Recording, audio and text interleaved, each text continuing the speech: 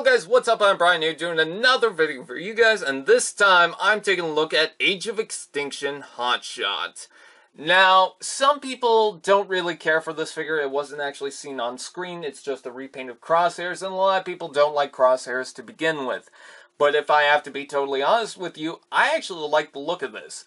The alt mode is pretty plain. It could use a little bit more paint applications, especially in its concept form. It had some flames on the front here, and I did like that, but they decided to scrap that for a simple Autobot logo, but I think that for the rest of it, it looks fine. Again, very basic. Silver rims would have been very nice, or hell, it's got a lot of white. I think white rims would actually work, or even red. That would have worked so well.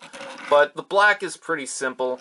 Has a smoky colored window look to it, so that's pretty nice. I believe in the crosshairs. Yeah, the crosshairs just use clear plastic, and this one uses just the smoky ones. I do like the headlights in that. That's pretty good. I really do enjoy that.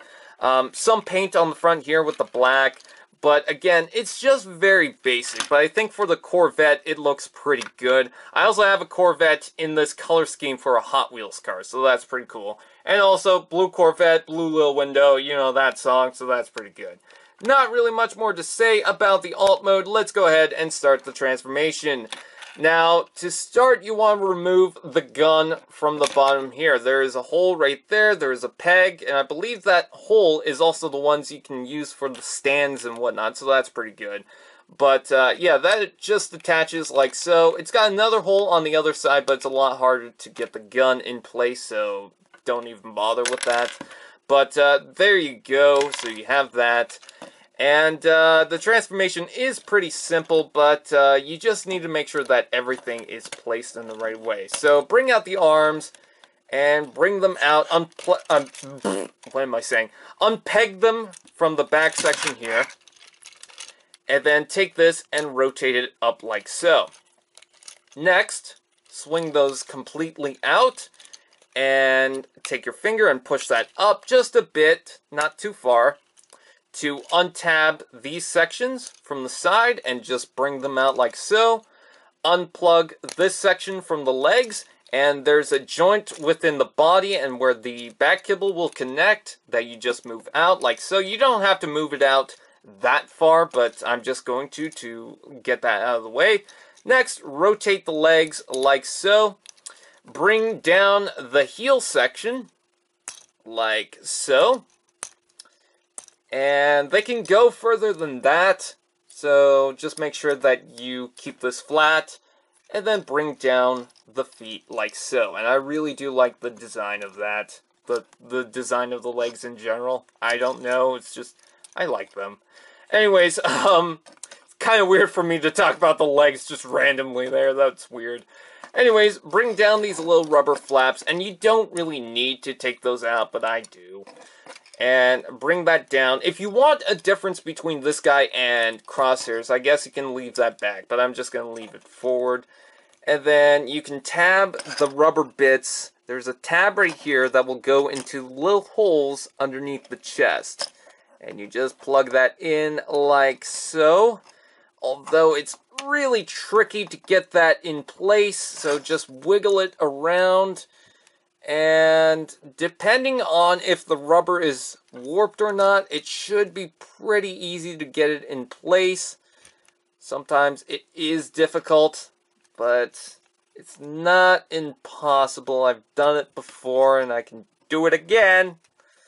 It's just really hard to do that right now, don't know why. Okay, well, I'm just going to leave it like that. No, it seems to pop off again. Come on. There we go. Sometimes it's easier just to push it in straight forward. Let's see, is that in now?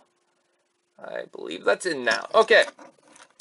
And, let's see, what else do we need to do? We need to take these little wheel bits and bring them out to the side like so. Straighten out his arms. They click into place. And there you have Hotshot in his robot mode. Now, he is very much like Trax. In fact, I can pretty much tell that this guy was originally going to be Trax, but they decided to give him the name Hotshot instead. I guess Hotshot's just that popular of a character. They also just released the Prime... I'm just going to leave that out for right now, I don't care. They also just released the Prime version for the Robots in Disguise, what was Prime Robots in Disguise before Robots in Disguise Hotshot. So I guess the name is just out there, they had it. But if I'm going to be honest with you, I do see the comparison, and I'm totally fine with calling this guy Hotshot, because, one, for the Cybertron toy, he was in blue. It was a metallic blue, but he was in blue. And two, the original Hotshot for the Armada series had goggles. So this isn't that far off, and I believe in the Cybertron, I'm not sure about the original Cybertron Hotshot. I think that had a visor, but I believe the last, the one after that in the same series had goggles too. The super weaponized one. So there's that. Anyways, articulation. You can move this out of the way to get more articulation, but the arms are on the ball joint. You can bring them out and in. If you move this further back, you can get more articulation. Just watch out for that. So there's that. The arms are on a double joint, so you got that. Rotation on the wrist. Head's on a ball joint, but very restrictive due to the panels on the side there. You got forward and back, out and in for the legs. You got knee. You got rotation up here, which is odd. And you got foot. And all these little skirt pieces, whatever you want to call them, can move out of the way. And that thing is really bothering me right now. I don't know why it doesn't plug in right now. It used to, but now it's just not. Alright. Oh, wait. I think I got it in. Oh, yeah, I just got it in. So that's cool. Anyways, he's got little guns underneath here that you can unplug and give it to Hotshot. What you can also do is the hole right here, you can plug the gun on the side there if you want a little bit of weapon storage on the side there, but I usually leave that weapon plugged into place. And a lot of people actually buy this figure to give Crosshairs that weapon. And I'm going to tell you that they use a different color black. This one's more closer to the gunmetal gray. It's not gunmetal gray, but it's closer to that compared to the Crosshairs one. Which, by the way, let's bring out the Crosshairs. And I actually like having these two together. I don't know why. They feel like brothers, and I just like having these two. And they have enough differences between them. I mean, Crosshairs definitely has a lot more black going around here. And then Hotshot uses a lot more blue, but then Hotshot also uses the gunmetal gray right here, where Crosshairs uses the green right here. Hotshot has the red, and Crosshairs doesn't have any paint application, so there is enough differences with the paint that I can call these two different characters.